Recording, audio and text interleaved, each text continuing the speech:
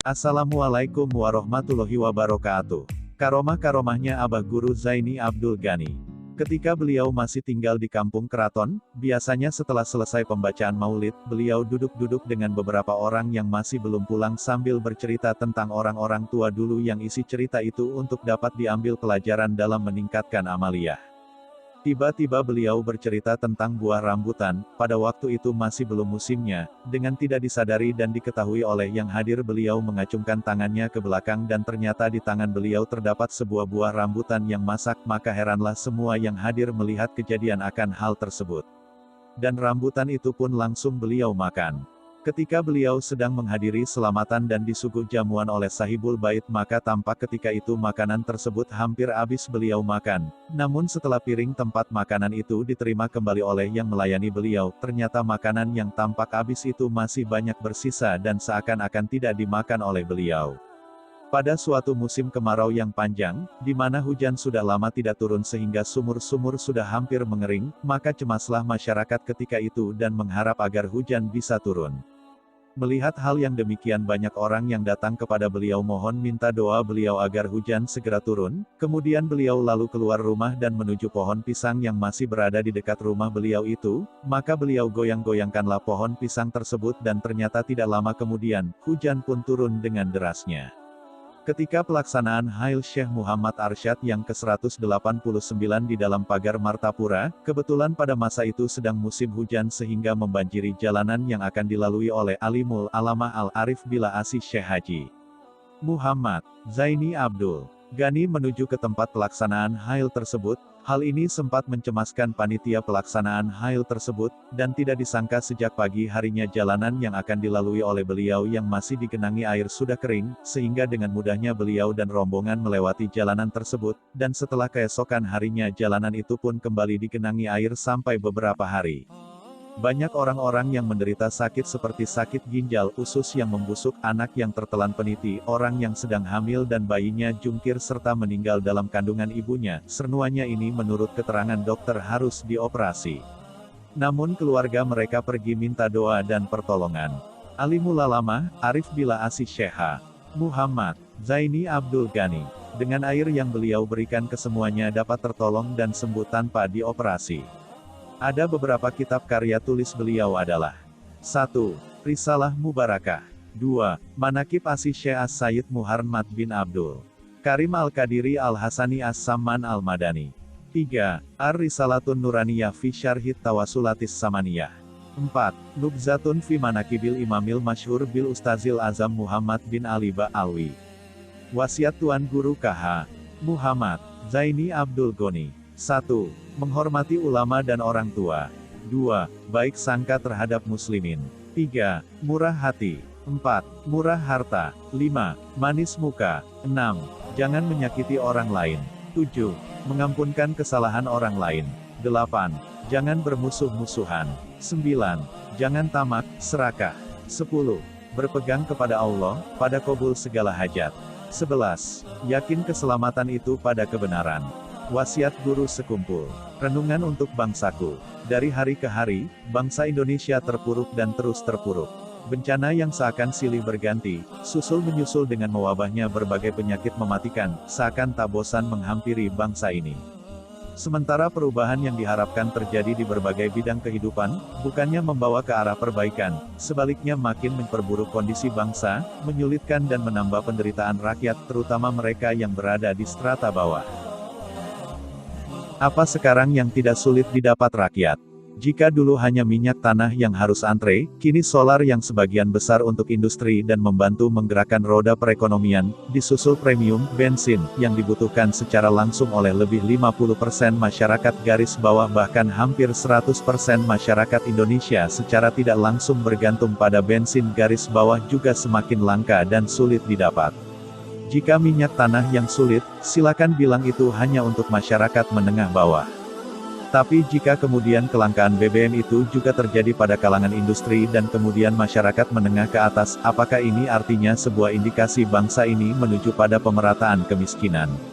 bukan pemerataan kesejahteraan. Bila ini dibiarkan berlarut-larut dan tak teratasi juga oleh pemerintah, yang selalu mengusung isu perubahan, bukan masyarakat miskin yang bisa diangkat dari garis kemiskinan. Sebaliknya, kemapanan yang telah dimiliki sebagian rakyat Indonesia akan terseret ke garis kemiskinan.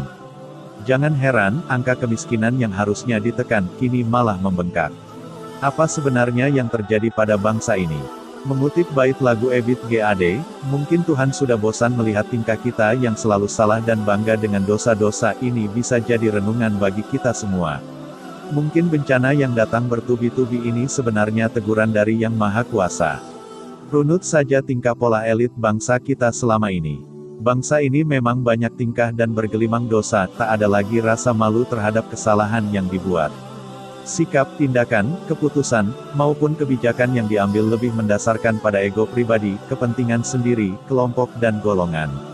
Masing-masing merasa benar sendiri dan orang lain adalah salah. Perpecahan kini menjadi hal biasa pada bangsa ini. Berbalut kepentingan politik, seakan-akan telah mengaburkan kebenaran hakiki. Dengan mengatasnamakan politik pula, tak ada lawan maupun kawan yang abadi, yang ada hanyalah kepentingan abadi. Tak heran, elit sering melupakan rakyat dan lebih memikirkan mana lawan yang bisa dijadikan kawan dan mana kawan yang harus dijadikan lawan demi mencapai tujuan. Di tengah keterpurukan bangsa ini dan tingkah elit itu, tak ada salahnya kita khususnya warga Kalsel merenungkan 13 wasiat yang ditinggalkan ulama besar Kiai Haji Muhammad Zaini Abdul Goni atau yang akrab disapa Guru Sekumpul, yakni, menghormati ulama, baik sangka terhadap muslimin, murah diri, murah harta, manis muka, jangan menyakiti orang, memaafkan kesalahan orang, jangan bermusuh-musuhan, jangan tomat tamak, berpegang kepada Allah pada kabul segala hajat, yakin keselamatan itu ada pada kebenaran, jangan merasa baik daripada orang lain, tiap-tiap orang iri dengki atau adu asah, adu domba, jangan dilayani serahkan saja pada Allah Ta'ala. Wasiat yang ditulis Guru Sekumpul sekitar 13 tahun lalu, tepatnya 11 Jumadil akhir 1413 Hijriah, sangat dalam maknanya. Meski ditulis dalam bahasa yang sangat sederhana. Marilah kita bertanya dalam diri kita masing-masing, sudahkah semua itu kita jalankan dalam kehidupan sehari-hari? Hari ini, sebagian umat Islam melaksanakan puasa pertengahan, nisfu Sya'ban. Bagi mereka yang mengerjakannya, makna yang terkandung dalam nisfu Sya'ban ini diyakini sebagai momen untuk menyucikan diri dengan memperbanyak ibadah dan meminta ampunan kepada Allah Subhanahu wa Ta'ala. Kemudian, sebentar lagi kita akan memasuki bulan suci Ramadan, bulan penuh ampunan, suatu momen yang tepat bagi seluruh anak negeri ini untuk melakukan perenungan tentang makna menahan diri dari berbagai nafsu. Tak hanya syahwat, tapi lebih dari itu yaitu nafsu yang terkadang berselimut di balik kebaikan dalam bentuk kepura-puraan. Dengan kita, semua anak negeri ini, merenungkan kembali wasiat yang disampaikan Guru Sekumpul, juga makna nisfu Sya'ban dan pemasungan nafsu pada bulan suci Ramadan, semoga bangsa ini menemukan secercah harapan perubahan untuk menuju Indonesia yang benar-benar lebih baik, beretika, bermoral. Pesan dan nasihat Guru Ijai buat Gubernur Kalsel. Dalam memasuki tahun 2002 yang penuh tantangan dan harapan, kiranya masih relevan untuk diingat dan direnungkan kembali pesan dan nasihat yang pernah diberikan oleh Tuan Guru Kiai Haji Zaini Gani, Guru Haijai, Guru Sekumpul Martapura kepada Bapak Gubernur Kalsel Der Haji Muhammad Syakril Darham hari Kamis 10 Februari 2000 bertempat di kediaman beliau di Kompleks Sekumpul Martapura sebelum dilantik sebagai Gubernur Kalsel tanggal 25 Februari 2000. Kelima pesan dan nasihat Guru Ijai supaya dilaksanakan secara konsekuen yakni, menjalankan salat 5 waktu, melaksanakan amal ma'ruf dan menjauhi nahi munkar, bertindak adil dan bijak, mengutamakan kesejahteraan rakyat dan yang kelima memberantas KKN, WTS, miras, narkoba dan melaksanakan sumbangan di jalan-jalan. Sungguh kelima pesan dan nasihat tersebut mempunyai makna yang hakiki serta nilai tersendiri yang perlu mendapat perhatian sungguh-sungguh sebagai modal meraih sukses dalam melaksanakan tugas pengabdian baik bagi Gubernur Kalsel, juga bagi para pejabat dan aparat pemerintah lainnya. Saya yakin, apabila 5 pesan yang diberikan Guru Sekumpul Kiai Haji Zaini Abdul Gani ini dilaksanakan dengan niat dan itikat yang baik, penuh konsekuen, diwujudkan dengan baik dan benar, insya Allah Syakril Darham dapat meraih sukses membangun daerah Kalsel dalam memakmurkan rakyatnya. Habib Abu Bakar Al-Habsyi, bersua dan akrab dengan Guru Sekumpul. Kali pertama datang ke Kalsel untuk mengenalkan PK, Habib Abu Al-Habsyi langsung bersilaturahim kepada Al-Mukarram Kiai Haji Zaini Gani atau guru sekumpul Martapura. Pertemuan pertama itu, rasanya terjadi di media Agustus tahun 1998, beberapa minggu setelah PK dideklarasikan di Masjid Raya Al-Azhar, Kebayoran Baru, Jakarta Selatan. Kali pertama bertemu, kenangnya, ia langsung diajak Allahyarham guru sekumpul ke kamar pribadinya. Dalam pertemuan yang sangat akrab hampir 2 jam lamanya itu, guru sekumpul berbicara secara akrab tentang banyak hal dengan lugas. Pokoknya, beliau itu welcome banget. Humor-humor segar meluncur dari beliau. Sangat berkesan sekali pertemuan pertama saat itu kenang Habib Abu Bakar sambil matanya berkaca-kaca mengenang guru sekumpul, ulama besar dan panutan rakyat Kalimantan Selatan yang jamaah pengajiannya puluhan ribu tersebut. Dalam pertemuan pertama itu, Habib Abu Bakar bersama dengan Dr. Habib Salim Segaf Al-Jufrima, Dewan Syariah Pusat PK dan PKS, kini Duta Besar RI untuk Arab Saudi. Kemudian, dalam pertemuan kedua, Habib Abu Bakar bersama-sama dengan Ustadz H. Arifin Ilham, pemimpin Majelis Zikir At-Zikra, Jakarta. Sepanjang tahun-tahun 1998 sampai tahun 1999 itu, saat masih memperjuangkan PK di hati masyarakat Kalsel, ada 4 kali Habib Abu Bakar bersilaturahim kepada guru sekumpul. Bersama dengan orang-orang yang berbeda, diantaranya dengan Ustadz Fakih Jarjani, kini Waket DPRD HST, bahkan sempat ketemu dengan Der. H. Armain Janit, Mbah Ustadz Abdullah, ketemu dengan Habib Abu Bakar, Martapura, Abu Hurairah dan lain-lain. Dari keempat pertemuan itu, Habib Abu Bakar selalu didampingi oleh H. Najmuddin atau H. Nanang, pengusaha dan putra ulama kenamaan di Kandangan, Hulu Sungai Selatan. Dalam 4 kali pertemuan, keakraban makin terjalin erat. Dan, pertemuan itu, semuanya berlangsung dalam durasi yang lama, rata-rata lebih dari 2 jam. Saat itu, guru sekumpul masih sangat sehat dan bugar. Bahkan, sama-sama makan cukup banyak. Kesan mendalam tertanam di hatinya tentang sosok guru sekumpul yaitu seorang ulama besar yang sangat rendah hati, santun, dengan akhlak yang luar biasa, di samping keilmuannya yang luas. Bukan itu saja, independensitas beliau dengan semua kekuatan politik maupun golongan, benar-benar luar biasa. Ulama yang berkhidmat kepada umat tanpa membedakan sekat. Sikap inilah yang akhirnya menempatkan guru sekumpul, tidak hanya panutan bagi masyarakat, namun juga rujukan para ulama lainnya. Menjadi tempat bertanya yang tepat, netral, sejuk dan menenteramkan. Inilah sekelumit kesan yang mendalam dari 4 pertemuan itu tentang sosok ulama yang telah berpulang ke rahmatullah pada tanggal 10 Agustus tahun 2005 lalu tersebut. Masih banyak kesan lainnya, di luar pertemuan yang 4 kali itu. Namun, semuanya mengisyaratkan hal yang sama, akhlak yang luar biasa bersatu dengan ilmu yang luas, itulah beliau, Al-Mukarram Alimul Alamah Al-Arif Billah Asy-Syaikh Muhammad Zaini bin Abdul Ghani, sekumpul Martapura. Guru Said, paman Guru Ijai, wafatnya Guru Ijai seperti sebuah lampu, saat ini redup, tapi bukan padam. Wafatnya guru sekumpul tanggal 5 Agustus tahun 2005 Masehi atau 5 Rajab 1426 hal lalu memang sudah membuat sebagian besar masyarakat Kalsel kehilangan seorang panutan. Sebelum Guru Ijai wafat, Guru Said mengaku sudah mendapat firasat ketika dalam satu pertemuan dengan keponakannya itu sempat berucap mereka berdua sudah tua. Apalagi Habib Husin telah mendahului menghadap Sang Khalik di usia yang lebih muda. Bahkan sebelum Guru Ijai berangkat ke Singapura, ada orang, dalam pagar, yang dipanggil ke sekumpul. Kepada orang yang tadi sebutkan identitasnya itu, Guru Ijai menanyakan kondisi dirinya.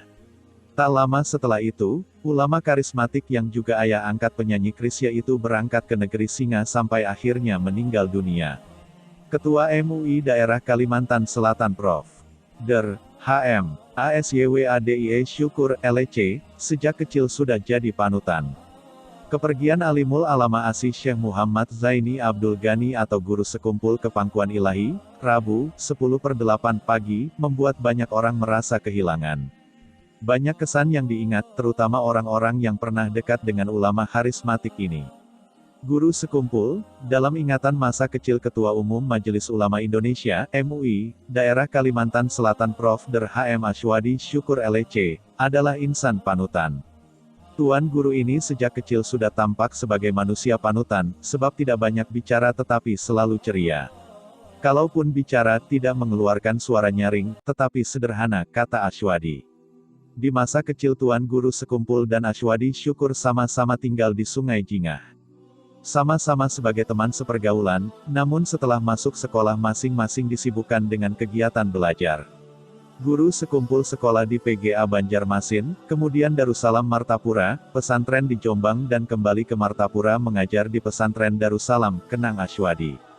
Terhadap kepergian Tuan Guru Sekumpul menghadap Ilahi Rabi, Ashwadi berujar, di daerah ini banyak ulama namun sedikit ulama yang dijadikan panutan. Artinya, apa yang diucapkan Tuan Guru itu, dijadikan pedoman oleh muslimin muslimat, terutama dalam kehidupan bermasyarakat. Mengenai harapan, sebagai umat Islam di Kalsel khususnya dan Kaltim, Kalteng umumnya, mudah-mudahan cepat mendapat ulama panutan sebagai ganti Tuan Guru Sekumpul itu. Semoga bak pepatah, patah tumbuh hilang berganti, terutama ulama yang tidak sekadar pandai berdakwah, tetapi menjadi panutan dan setiap ujarannya dipakai oleh umat. Hajah Sadiah, merupakan anak yang sangat berbakti kepada orang tuanya. Hajah Sadiah, 80, seorang keluarga guru sekumpul yang tinggal di Jalan Makam Kelurahan Keraton, Martapura mengaku mengenal betul dengan almarhum. Sebelum memimpin pengajian di sekumpul, menurutnya, sekitar 1970 guru sekumpul mulai memberikan pengajian di Jalan Makam Kelurahan Keraton Martapura. Hajah Sadiah menceritakan pengalamannya saat masih berdampingan rumah dengan guru sekumpul di Keraton. Sejak masih kecil, guru sekumpul yang saat itu kerap dipanggilnya Anang, sebutan kesayangan, merupakan anak yang sangat berbakti kepada kedua orang tuanya, Abdul Ghani dan Hajah Masriah, tuturnya. Pada masa itu pula guru sekumpul sudah rajin mengaji ilmu agama Islam, baik di Darussalam maupun berkunjung langsung ke rumah guru-guru di Martapura. Cerita serupa juga disampaikan satu sahabat guru sekumpul, Guru Rosyad yang sering menjemput dengan sepeda untuk pergi mengaji ke rumah guru Haji Anang Syahrani, di desa Kampung Melayu Martapura. Katanya, sopan dan santun terhadap orang tua dan teman sebayanya, salah satu perilaku terpuji guru sekumpul sejak kecil. Bahkan dalam adab membawa kitab-kitab yang dipelajarinya, selalu dibekap di dadanya sebagai tanda penghormatan terhadap sumber-sumber ilmu tersebut. Hidupkan Maulid Habsyi. Sejak 1961, guru sekumpul sudah menghidupkan pembacaan Maulid Habsyi di Kalsel ketika berkediaman di Jalan Makam Kelurahan Keraton Martapura. Itulah penuturan H. Muhammad 55, anak dari Haj Sadiah, yang juga salah seorang dari 15 murid guru sekumpul dalam belajar Maulid Habsyi saat itu. Menurut Muhammad, satu kesempatan ayahnya H. Alus sempat menanyakan kepada guru Seman Mulia, yang tak lain paman guru sekumpul, siapa di antara keponakannya yang nantinya menjadi ulama besar. Guru Seman Mulia mengatakan si Anang, guru sekumpul, nantinya menjadi ulama besar, ucap Muhammad, menirukan perkataan H. Alus. Muhammad kecil pula yang sering memijat-mijat guru sekumpul, saat beristirahat sejenak di Langgar Darul Aman yang lokasinya tak jauh dari kediaman guru sekumpul di Keraton. Saat Sidin istirahat sejenak di Langgar Darul Aman, aku memijat-mijat awak Sidin. Sidin K7 makan buah durian dan bubur kacang hijau, tuturnya. Muhammad mengisahkan, pesan guru sekumpul yang selalu diingatnya, yaitu setiap saat bertemu dengan orang tua terutama ibu, hendaknya mencium tangan. Kalau ada duit kita berikan kepada orang tua dan kalau sempat ikut pengajian. Pesan itu yang selalu saya ingat, imbuhnya. Seiring pindahnya tempat pengajian dari keraton ke sekumpul, kesibukan guru sekumpul pun semakin padat. Hal ini pun yang membuat mereka yang tahu akan kesibukan guru sekumpul, mengurungkan niat untuk sekedar bertamu sebagai rasa pengertian demi menjaga kesehatan beliau. Hal itu diutarakan Anang Mahli, 65, teman sepermainan guru sekumpul waktu kecil di keraton. Kecuali penting banar atau Sidin yang bakiau hanyar aku ke sekumpul. Kalau badapat Sidin rami bakisah tentang keraton, tutur Mahli. Dalam setiap pertemuan, guru sekumpul selalu mendoakan, mudah-mudahan kita semua mendapatkan rahmat Allah SWT dan mendapat syafaat Nabi Muhammad SAW. Kita benar-benar kehilangan ulama besar yang sangat peduli terhadap masyarakat, ucap Mahli. Sementara Zakir, seorang santri yang tinggal di Pekauman Martapura mengakui sangat kagum dengan guru sekumpul. Pernah suatu ketika, saya diperintahkan oleh ayah saya untuk mengantar sesuatu ke kediaman guru sekumpul. Saya sebelumnya belum pernah bertemu langsung dengan beliau. Ketika sudah berada di halaman rumah beliau, saya kemudian terpikir, apakah mungkin saya dapat berjabat tangan dan mencium tangan beliau. Anehnya, belum sempat saya mengetuk pintu, beliau sudah membuka pintu dan mengulurkan tangannya kepada saya seraya mengucap salam. Saya pun terkejut, namun segera saja memanfaatkan kesempatan langka itu, ujar Zakir. Tidak kalah menariknya, Ihsan Cahyadi, seorang warga Pelaihari yang sering mengikuti pengajian sekumpul mengatakan, dirinya baru mengakui karomah guru sekumpul setelah ia mengikuti pengajian kali pertama. Sejak berangkat dari Pelaihari, saya memiliki satu pertanyaan tentang soal agama yang saya belum temukan jawabannya. Alhamdulillah, ketika duduk mengikuti pengajian, guru sekumpul ada menyinggung persoalan agama yang jadi pertanyaan saya itu, dan terjawablah sudah pertanyaan di hati ini, paparnya. Ini adalah sebuah catatan perjalanan salah seorang pejabat kota Samarinda ke komplek makam guru sekumpul. Ketika ke Kalsel, saya bersama istri menyempatkan diri berziarah ke makam Al-Alimul Alama Asy Syaikh Al-Hajj Muhammad Zaini bin Abdul Ghani yang lebih dikenal dengan sebutan Guru Ijai atau Guru Sekumpul Martapura Kalsel. Ketika memasuki kompleks pemakaman sekumpul seluas beberapa hektare, saya lihat sejumlah rumah berderet mirip perumahan di kota Samarinda.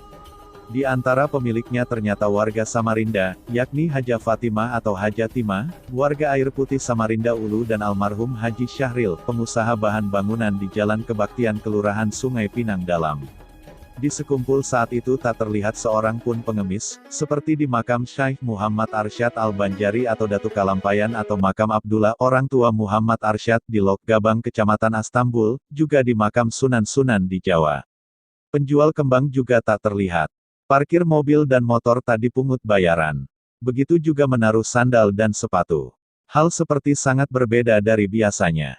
Sebelum masuk ke kubah yang berdampingan dengan Musala Al-Raudah, di makam Al-Alimul Alama Asy Syaikh Al-Hajj Muhammad Salman bin Hajj Abdul Jalil, Salman Bujang, Guru Ijai dan Al-Alimul Alama Asy Syaikh Hajj Muhammad Seman bin Al-Hajj Mulia, saya lihat bila wanita memakai celana panjang diwajibkan masuk ke kamar ganti pakaian dan diminta mengganti dengan sarung dan kerudung. Di kamar ganti itu tersedia sarung atau tapi, bahasa Banjar, sebanyak 50 lembar dan kerudung.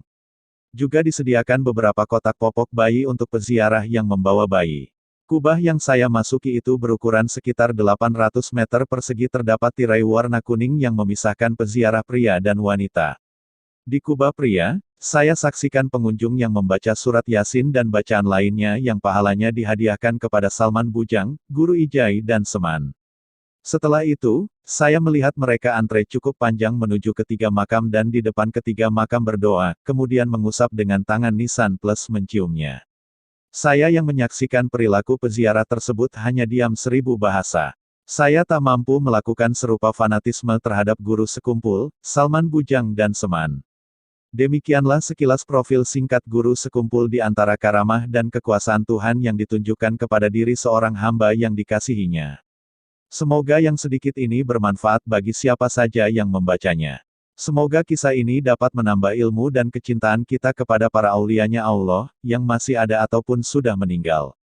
Serta meningkatkan kualitas keimanan dan ketakwaan kita kepada Allah Subhanahu wa Ta'ala. Amin Allahumma amin. Jangan lupa di subscribe dan komen. Ikuti terus channel kami ini, karena insya Allah akan ada banyak lagi kisah-kisah Islami lainnya untuk kita pelajari bersama. Sekian, wassalamualaikum warahmatullahi wabarakatuh.